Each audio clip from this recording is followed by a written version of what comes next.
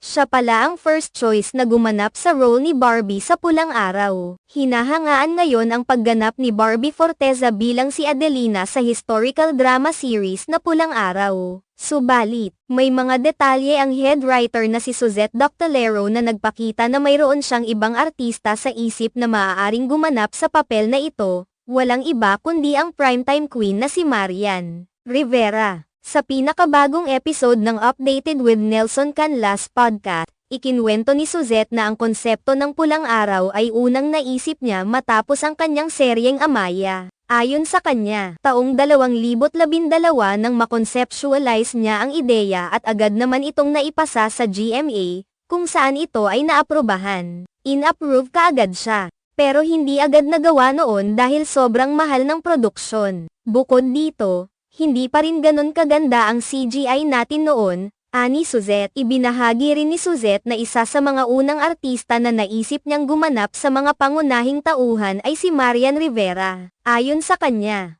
nagkaroon sila ng usapan ni Marian sa Christmas party ng cast at production team ng Amaya kung saan nabanggit ang tungkol sa Pulang Araw. Sa kanyang mga salin, inilahad ni Suzette na si Marian ang orihinal na napiling gumanap bilang si Adelina. Ipinaliwanag din niya na ang orihinal na konsepto ng kwento ay nakatuon sa dalawang pangunahing tauhan, isang Pilipina at isang Hapones. Bilang head writer at consultant sa GMA, bahagi si Suzette ng grupo na namimili ng mga artista para sa iba't ibang role sa mga palabas. Kabilang sa kanyang mga kasama sa pagpili ay ang Assistant Vice President, mga network executives, at mga direktor. Sa ganitong paraan, sinisigurado nila na ang bawat artista ay bagay sa papel na kanilang gaganapan.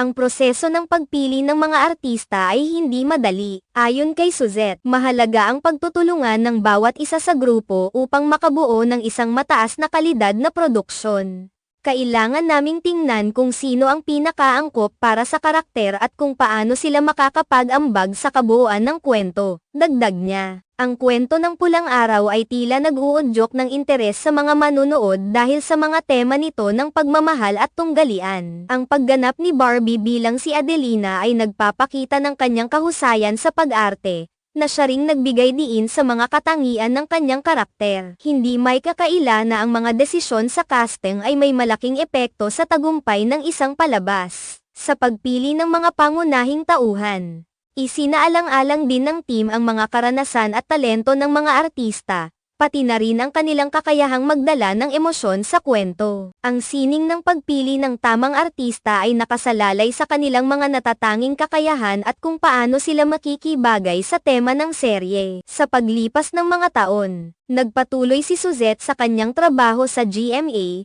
na nagbigay inspirasyon sa mga bagong manunulat at producer sa industriya. Ang kanyang mga kwento ay hindi lamang nakatuon sa entertainment, kundi nagdadala rin ng mga aral at mensahe na mahalaga sa lipunan. Samantalang patuloy na umaangat si Barbie Forteza sa kanyang karera, ang mga plano at ideya ni Suzette para sa Pulang Araw ay nagbigay diin sa kahalagahan ng paglikha ng mga kwento na may lalim at kahulugan. Sa bawat proyekto, nakikita ang kanilang dedikasyon sa sining at ang hangarin na makapaghatid ng magandang kwento sa mga manunood. Sa kabuuan, ang pagsasama ng mga batikang manunulat at talentadong artista ay nagbubunga ng mga kwentong patok sa masa. Ang proseso ng paglikha at pagpili ng mga tauhan ay isang mahalagang bahagi ng industriya ng telebisyon na dapat pahalagahan at pagyamanin.